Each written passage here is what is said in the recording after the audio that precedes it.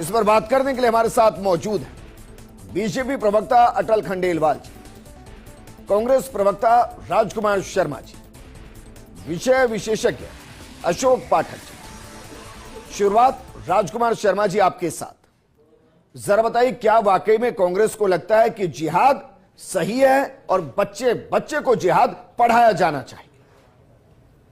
विजेंद्र जी, Congress party तो देश की एकता और अखंडता चाहती है। कांग्रेस पार्टी चाहती है सभी धर्म के लोग इस हिंदुस्तान में रहें। कांग्रेस पार्टी देश को तोड़ने वाले किसी भी शब्द का या किसी भी धर्म का कभी भी समर्थन नहीं करती है, ना करती है, ना भविष्य में भी करेगी। इमरान मसूद कैसे समर्थन कर रहा है? करेगी। इमरान मसूद जब जिहाद का समर्थन कर रहा है, महमूद मदनी के बयान का समर्थन कर रहा है, जो आपका सांसद है, तो मैं इसको कांग्रेस की लाइन मानूं या ना मानूं? मैंने क्या कहा? कांग्रेस पार्टी का बयान मैंने दिया ना। कांग्रेस पार्टी चाहती है अरे भाई, धर्म के लोग प्यार मोहब्बत के साथ तो इमरान मसूद क्या कह रहा है? की दुकान खोलना क्या वो चाहते हैं? कांग्रेस नहीं है? क्या इमरान मसूद कांग्रेस नहीं है? मैं जो बयान दे रहा हूं, क्या वो आपका सांसद नहीं है या नहीं है? मैं कह रहा हूं ये उनका बयान हो सकता है। मैं तो कह रहा हूं कांग्रेस पार्टी कभी धर्म के ऊपर राजनीति नहीं गजब कर रहे हैं आप भाई। उनका बयान क्या होता है? या तो कहिए वो भी गलत है, देश को तोड़ने वाला कोई भी शब्द हो, कोई भी धर्म हो, कहिए, फिर यहां खड़े होकर कहिए महमूद मदनी गलत है, इमरान मसूद गलत है और कांग्रेस किसी भी सूरत में जिहाद शब्द के साथ नहीं खड़ी। कहिए। कांग्रेस पार्टी तो हमेशा देश की एकता और अखंडता के साथ घुमा रहे हैं सर। आप जो कहेंगे वो शब्द में मेरे शब्दों में नहीं डालूंगा। बिल्कुल सुनना पड़ेगा सर। आप जो कहेंगे कांग्रेस को अपना स्टैंड क्लियर करना पड़ेगा कि उसकी नजर में, चलिए, कांग्रेस की नजर में जिहाद की परिभाषा क्या है? देश में किसी धर्म कांग्रेस की नजर में जिहाद की परिभाषा क्या है? कांग्रेस की नजर में जिहाद की परिभाषा क्या है? क्या है सर? मैंने क्या कहा? अरे भाई, कांग्रेस की नजर में जिहाद की परिभाषा क्या है? मैंने क्या कहा? कोई एक शब्द हमारे देश को तोड़ना चाहेगा, कांग्रेस पार्टी उस शब्द के साथ कभी भी नहीं थी, ना है, ना भविष्य में। मतलब जिहाद के साथ नहीं है? कांग्रेस पार्टी हमेशा चाहती है सभी धर्म के लोग नहीं है, सभी जाति के लोग, ऐसी भी क्या वोट सभी भाषा बोलने वाले लोग, सभी राज्यों के लोग खुलकर नहीं बोल सकते के साथ रहे। देश हम सबका है। राजकुमार शर्मा जी, ऐसे भी किस वोट बैंक के साथ फंसे हो कि एक शब्द को इस्तेमाल भी नहीं कर सकते जुबान पर? बोलिए ना कि जिहाद के साथ है या नहीं है? मैंने क्या कहा? है या नहीं है? पार्टी तो हमेशा देश का सम्मान चाहती है। है या नहीं है? सर्वोपरि बने, देश में सभी जाति सभी धर्म है या नहीं है? एक साथ रहे, प्यार मोहब्बत के साथ रहे। जिहाद कांग्रेस की नजर में गलत है या नहीं है? निकाली थी जिहाद कांग्रेस की नजर में गलत है या नहीं है? जिहाद कांग्रेस की नजर में गलत है या नहीं है? मैंने क्या कहा आपको? मैंने क्या कहा? मैं बहुत दर्शक सुन रहे हैं, दर्शकों में कहना जा रहा हूं। मैं पिछले 5 मिनट से एक ही सवाल कर रहा हूं। मैं 5 मिनट से एक ही बात बोल रहा हूं। जी, बता नहीं पा रहे कि जिहाद उनकी नजर में सही है या गलत है। अशोक पाठक जी, दरअसल ये स्थिति है सर, ये स्थिति है कि एक कहते हैं कि बच्चे को जिहाद पढ़ाइए और दूसरे जिहाद पर बोलने को तैयार नहीं है। मेरा यह मानना है कि जिहाद इस्लाम की नजर में वह संघर्ष है जिसमें प्रत्येक व्यक्ति, इस्लाम को मानने वाला प्रत्येक व्यक्ति अपनी अपनी क्षमता के हिसाब से जिहाद में भाग लेता है। जो व्यक्ति अपनी जान देने को तैयार है, वो बम फट करके अपनी छाती पे हाइड्रोजन बम बांधे, कोई भी बम बांधे, विस्फोट करके वो जन्नत जाने के लिए वो अपना कर्तव्य निभाता है। कुछ संस्थाएं हैं जो उनके लिए आर्थिक रूप से चंदा जमा करती हैं, आर्थिक सहयोग देती हैं, वो भी जिहाद में सहयोग करते हैं। और बचे कुछ लोग जो हैं, मदनी जैसे लोग, ये अलतकैया फैला करके Islam is religion of peace, जिहाद का मतलब है बुराइयों के विरुद्ध कार्य करना। अब उनसे पूछा जाए बुराई क्या है, कि फसाद के विरुद्ध काम करना। फसाद क्या है? उनकी नजर में मंदिर में घंटी बजे वो भी फसाद की जड़ है। जो भी गैर मुस्लिम है, कोई भी कृत्य करता है, अपनी धार्मिक पूजा करता है, तो वो उनके लिए फसाद है। तो जिहाद में प्रत्येक मुस्लिम शामिल होता है, तरीका अपना अपना होता है, जिसकी जैसी क्षमता होती है। मेरा यह मानना है, जब देश का विभाजन हुआ था तो माननीय जवाहरलाल जी नेहरू ने प्रधानमंत्री पद के लालच में जब देश का विभाजन किया था, उस समय सरदार वल्लभ भाई पटेल का भी एक बहुत अच्छा 18 अगस्त 1947 का भाषण है। और भारत और पाकिस्तान के विभाजन पर, जिसको कांग्रेस सबसे ज्यादा वोट के लिए इस्तेमाल करती आई है आज तक, हमारे संविधान निर्माता बाबा साहब भीमराव अंबेडकर, दोनों ने स्पष्ट कहा था, जब विभाजन हो रहा है, धर्म के आधार पर हो रहा है, तो क्यों ने एक तरफ से सबको भेज दिया जाए और उधर से जो हिंदू है, समुदाय है, सनातनी है, उन सबको यहां लाया जाए। लेकिन जाने क्यों वल्लभ भाई पटेल सर, जहां आप जहां की बात करें ना, वहां से सांप 75 किलोमीटर आगे निकल गया है, 75 साल आगे निकल गया है। अब पीछे जाकर उस पर डंडा मारने से क्या फायदा? लेकिन नहीं बदल सकते भाई। मैं ये कह रहा हूं सर कि आज जो मदनी साहब कह रहे हैं, मैं एक बार के लिए मानता हूं कि चलिए मदनी साहब जिहाद की सही परिभाषा दे रहे हैं, मैं मान लेता हूं। तो फिर वो कौन से मदरसे हैं जो पढ़ाते हैं? वो कौन से हैं जहां से उमर तालीम लेता है? वो कौन से हैं जहां से मुजम्मिल तामील लेता है? Lashkar e Taiba, Jaish e Mohammed, Indian Mujahideen, Hamas, Boko Haram, और मैं कितने गिनाऊं, ISIS, हिजबुल्लाह, ये सब वो हैं सर जो जिहाद के नाम पर लड़ रहे हैं। अब जिहाद कौन सा, उनका जिहाद या ये जिहाद?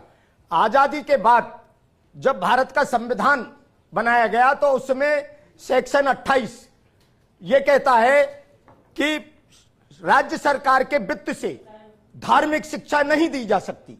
तो इस तरह से हमारे वेद, उपनिषद, गीता, भागवत, रामायण, इनका पाठन बंद कर दिया गया। ठीक है। दूसरी तरफ सेक्शन 30A में धार्मिक शिक्षा अल्पसंख्यकों के लिए, उसके लिए खुला रास्ता दे दिया। उसको भी वित्त पोषित राज्य सरकार होगी। आज मदरसे में बड़े दुर्भाग्य की बात है, मदरसे में यह पढ़ाया जाता है कि काफिरों को मारने के क्या क्या तरीके हैं, और इसको पढ़ाने के लिए जो पैसा जाता है वो काफिरों के टैक्स के पैसे से जाता है। मदरसों में जो वेतन दिया जा रहा है वो हमारे पैसे का दिया जा रहा है, लेकिन वो पढ़ाया किसके विरुद्ध जा रहा है? हमारे विरुद्ध। तो मेरी नजरों में जिहाद का अर्थ है पूरी दुनिया में दीन को कायम करना। पूरी दुनिया, ये एक ऐसा नहीं, दीन का मतलब अब क्या है आपकी नजर? दीन का मतलब इस्लाम के कई ऐसे शब्द हैं जिनका लोग अर्थ नहीं मानते, नहीं समझते। दीन का मतलब समझते दीन दुखी। दीन का मतलब है इस्लाम, और दीन फैलता है या तो महिलाओं ठीक है, हमारे साथ जनसंख्या से। मुस्लिम स्कॉलर हाफिज गुलाम सरवर साहब जुड़ गए हैं। हाफिज साहब, क्योंकि हाफिज अगर मैं गलत नहीं तो उनको कहते हैं जिनको कंठस्थ से कुरान याद है सर, बिना एक भी शब्द को तोड़े जो कंठस्थ करते हैं वो हाफिज कहलाते हैं सर। तो आपसे बेहतर तो कुरान किसी को पता ही नहीं होगी सर। अब मुझे बताइए कि जिहाद का मतलब क्या है सर? देखिए, स्वतंत्र भारत में बोलने की स्वतंत्रता है, और जितने बड़े विद्वान हैं जी, वो एक शब्द के अनेकों शब्दकोश में लिखते हैं, और उसमें से जो अर्थ आप लेके निकल रहे हैं, जी। जो आपको सूट करता है वो आप लेकर आगे बढ़ जाते हैं। अभी पाठक जी, ये स्वतंत्रता साहब कब मिली? अगर मैं गलत नहीं तो 1800 सालों से कुरान का एक हरफ नहीं बदला गया है, कोई चेंज नहीं है साहब। और जब चेंज ही नहीं है उसमें तो इंटरप्रिटेशन अलग अलग कैसे हो गई? नहीं है, अब बता तो रहा हूं, न बदला गया है न बदला जाएगा जी। अगर बहुत अच्छे, आप बताइए फिर उसमें जो लिखा है जिहाद, उसका अर्थ क्या है? और जो लिखा है कि पाक महीने के बाद काफिर जहां मिले उनको मारो, अगर वो सज्जा करे कुरान के लिए, वो नमाज पढ़े तो उन्हें माफ कर दीजिए, इसका अर्थ क्या है फिर? जिहाद का अर्थ वही है जो मदनी साहब बता रहे हैं जी। आपको नहीं मानना है तो हिंदू धर्म। अरे सर, मेरे मानने न मानने से हो क्या रहा है? उमर नहीं मान रहा, मुजम्मिल नहीं मान रहा, बुरहान वानी नहीं मान रहा, हिजबुल्लाह नहीं मान रहा, हमास नहीं मान रहा, जैश ए मोहम्मद नहीं मान रहा, लश्कर ए तैयबा नहीं मान रहा, बोको हराम नहीं मान रहा, और गिनाऊं सर, और गिनाऊं क्या? हिंदू धर्म को यति नरसिम्हानंद नहीं मान रहे हिंदू धर्म, और गिनाऊं सर मैं, महामंडलेश्वर ISI नहीं मान रहा, जो सुबह से गाली नहीं बकते हैं तो खाना ही नहीं पचता है। और गिनाऊं सर, जो देश के अंदर खड़े होकर फिलिस्तीन जिंदाबाद के नारे लगाते हैं वो नहीं मान रहे। तो बस एक लाइन का जवाब है, यति नरसिम्हानंद जिस हिंदुत्व को प्रस्तुत करते हैं जी, वैसे ही उमर और वो डॉक्टर और वो जो आतंकवादी हमारा इस्लाम से जुड़ा नाम वाला है, वो दोनों बराबर है। चलिए, मैं इसके लिए आपको अप्रिशिएट कर रहा हूं भाई कि आपने मान लिया कि जो आतंकी है वो इस्लाम से जुड़े नाम है। ये खुलकर कहा है आपने आज कि भाई जो आतंकवादी है वो इस्लाम से जुड़े नाम से हैं। हाफिज साहब, अब मैं मानता हूं कि आपने बहुत बारीक पढ़ा है। यतीम नरसिम्हानंद बता रहे हैं जी। पाठक जी से बुलवा दीजिए कि जो यतीम नरसिम्हानंद पिछले 1 साल से कह रहे हैं वही हिंदू धर्म है, पूछवा दीजिए, बुलवा दीजिए।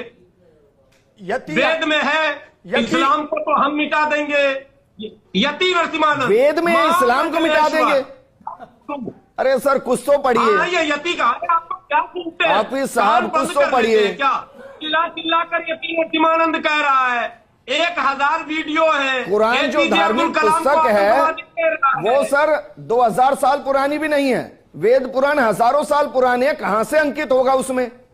कुछ तो सही कहिए सर। तो अब मैं ये कह रहा हूं, अरे भाई जो गलत वो गलत। अब मैं ये कह रहा हूं कि जिस मदरसे से उमर निकल रहा है, जिस मदरसे से मुजम्मिल निकल रहा है, उनमें क्यों नरसिम्हानंद सही है या गलत है ये बताइए। हाफिज साहब मैं ये कह रहा हूं भाई, फिर ये जो मदनी साहब सिखा रहे हैं आज, ये मदरसों में क्यों नहीं सिखाया जा रहा? जो यति नरसिम्हानंद सिखा रहे हैं फिर वंदे मातरम में दिक्कत नहीं होती? अरे भाई वंदे मातरम में फिर दिक्कत ही नहीं होती अगर उनको सिखा दिया जाता कि भाई राष्ट्र प्रेम सर्वोपरि है, तब तो दिक्कत ही नहीं होती। आप नहीं दे पाइएगा। अच्छा मैं ये जानना चाह रहा हूं हाफिज साहब मैं ये जानना चाह रहा हूं हाफिज साहब, क्या ये लिखा है या नहीं लिखा? मैं इसलिए आपको बार बार हाफिज ही कह रहा हूं साहब, क्योंकि मैं जानता हूं कि दुनिया को बताऊं हाफिज का मतलब है जिन्होंने कुरान को कंठस्थ किया हुआ है। मैं अब ये कह रहा हूं क्या ये लिखा है क्या कुरान में? साहब नैरेटिव फैलाते हैं लोग। आप ये बताइए कुरान में लिखा है क्या कहीं कि भाई पाक महीना खत्म होते ही काफिर जहां मिले उनको मारो और जो सजदा करके नमाज पढ़े उनको छोड़ दो? ये लिखा है नहीं लिखा है? मैं कितना अच्छा सवाल कर रहा हूं, आप जवाब ही नहीं दे रहे हैं। पूछ रहा हूं लिखा है नहीं लिखा कुरान में? हिंदू, अरे मैं जो कह रहा हूं यति नरसिम्हानंद जो कह रहे हैं क्या वही हिंदू धर्म है? पहले पाठक जी ये बतावे। यति नरसिम्हानंद हिंदू तलवार लेकर चलो काट दो, यति हिंदू धर्म में लिखा है? किसको काट दो? रामायण में वेद में है लिखा? अरे भाई उपनिषद में है लिखा? हम तो लिखा नहीं, मुसलमान जहां मिले उसे काट दो, ये किस धर्म में आपके लिखा हुआ? किस पुस्तक में? उस कुरान में बताइए। कुरान में लिखा है कि मुसलमानों के सिवा सबको काट दो। अरे तो यति तो बोल रहा है कुरान में लिखा है, यति तो बोल रहा है कुरान में लिखा है। यति तो बोल रहा है हमारे धर्म में। एक मिनट भाई मैं कह रहा हूं हाफिज साहब मैं बहुत जिम्मेदारी से कह रहा हूं कि अगर कोई ऐसा बयान दे रहा है मैं उसके खिलाफ हूं। अब आप बताइए क्या लिखा हुआ है क्या? अरे भाई क्या लिखा हुआ है क्या? नहीं लिखा है, नहीं लिखा। जिम्मेदारी से बोलिएगा। कहाँ लिखा है? आप हाफिज हैं साहब, कुरान की आयत 9:5 पूछ लें इनसे। कुरान की सूरह तौबा की आयत 5 नंबर क्या कहती है? कुरान सूरह तौबा की आयत 223 क्या कहती है? बताइए, नंबर नहीं पढ़ के बताओ। बताइए कितने पारे में है सूरह तौबा?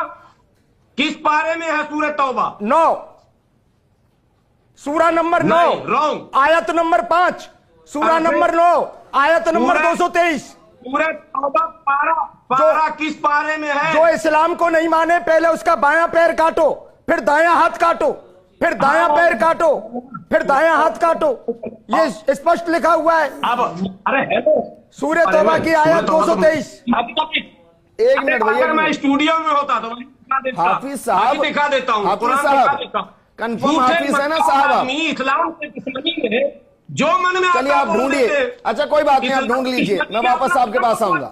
मुझे बताइए कितने मदरसों, कई तरह के प्रकार मदरसों को बंद तो किया ये आपने? सिखाते क्यों नहीं ढंग से? अटल खंडेलवाल जी कितने मदरसे बंद किए जिनके अंदर ऐसी तालीम दी जा रही है? कितने किए भाई? नहीं ऐसे नहीं हो सकता। आप जैसे कह रहे हैं कि 1 मिनट में आपने सवाल पूछ लिया, ऐसे नहीं। कार्रवाई कौन उसके करेगा? लिए 10 साल हो गए हैं साहब, 10 साल सुन रहे हैं। लोकतांत्रिक व्यवस्थाओं में 10 साल हो गए। भारतीय जनता तो पार्टी फिर आरोप मत लगाइए। 70 भी बोल रहे थे ना, नहीं हो रहा। फिर आरोप मत लगाइए। 35 गया ना, 35 गया ना। भारतीय जनता पार्टी ऐसे ही देखिए कांग्रेस ने अगर हमें सब कुछ पता है और फिर भी हम कुछ नहीं कर सकते तो फिर तो बताइए ही मत किसी। मेरा होने दीजिए। मेरा दलगत राजनीति से हटकर भटकाना चाहते हो राजकुमार जी, 1 मिनट, 1 मिनट। हम मेरा भागना चाहते हो? 1 मिनट राजकुमार जी भाई, 1 मिनट। राजकुमार। हाँ मेरा दलगत राजनीति भाई। से हटकर देश के हित में और सनातन के हित में मैं स्पष्ट रूप से कहूंगा कि भारतीय जनता पार्टी का 11 वर्ष से शासन है। आप ये देखिए, जमीयत उलेमा हिंद के पास जितना पैसा जाता है हलाल सर्टिफिकेट का जाता है। अब तक भारत सरकार ने ईडी के मामले में कई बड़े बड़े राजनेताओं के विरुद्ध कार्रवाई की है, मैं उसकी सराहना करता हूं, लेकिन क्या आज तक इसके विरुद्ध कार्रवाई की हिम्मत बढ़ी? क्या हिम्मत अरे नहीं भाई, मेरा ये कंसर्न ही नहीं है कि किसको कितना पैसा जा रहा है। अशोक पाठक जी, मेरा कंसर्न ये है कि शब्दों की परिभाषाएं कहाँ क्या बनी हुई है, मैं कह रहा हूं और क्या उस पर किसी की नजर है या नहीं है। हम ऑटोक्रेटिक सरकार नहीं है, ये केवल लांछन लगा सकते हो आप। हाफिज गुलाम सरवर साहब, सब होगा, एक मिनट, जो सही होगा और वो सब बदला जाएगा। Ashok Pathak ji 1 minute, Atal ji 1 minute. हाफिज गुलाम साहब, आप कुरान लेकर आ गए, अब बताइए सर क्या लिखा है उसमें? जो अभी पाठक जी ने कहा है, मैं कुरान यहां रखा हूं, इन्होंने सूरह तौबा का आयत नंबर 9 कहा, अब इनको बोलिए 9 आयत नंबर 9 नहीं, में भरम न फैले। मैंने आपसे कहा था आयत नंबर 123। ए ईमान वालों, मुसलमानों, अपने आसपास के काफिरों और गैर मुसलमानों से लड़ो और इस तरह लड़ो कि वे तुम में शक्ति पाएं और आखिर वो इस्लाम को शक्ति पाएं। अरे भगवान कृष्ण ने अर्जुन से क्या कहा था? भगवान कृष्ण ने अर्जुन से क्या कहा था? गलत कहा था क्या? कैसे हिंदू हो आप? क्या कहा था बताइए? क्या करते हो? क्या कहा था कि क्या कहा था? जो सनातन को नहीं मानते उनको मारना ये कहा था। क्यों युद्ध हुआ? सुन लीजिए, जो विधर्मी है उन यदा यदा ही धर्म, सुन लीजिए आप, ये स्पष्ट रूप से कहा कि जब जब पृथ्वी पे विनाश, विधर्मियों का राज होगा और विनाश के गर्त में जाएंगे, तब तब धर्म की रक्षा करने के लिए सभी जो लोग हैं वो आएंगे और अवतार लेंगे, भगवान ईश्वर, और उनका विनाश करेंगे। और आप बिना चिंता किए, फल की इच्छा रखे बिना विधर्मियों का नाश करें, यही कहा था। लेकिन हमने विधर्मी शब्द को भी समझाया। विधर्मी कौन उसको भी बहुत स्पष्ट किया। जो व्यक्ति जो कि महिलाओं का अपमान करे, जो व्यक्ति, सुनिए, जो व्यक्ति झूठ बोलता हो, वो सब चीजें, विधर्मी शब्द को पढ़ो। हमने उसमें कहीं पंथ धर्म इसकी कोई बात नहीं की। चलिए, आप लोगों के आगे कब्र में दफनाई गई महिला के साथ कुकर्म करना वो विधर्मी है। चलिए, शुक्रिया अटल जी हमारे साथ जुड़ने के लिए। राजकुमार जी, अशोक पाठक जी और गुलाम सरवर साहब, आपका भी शुक्रिया।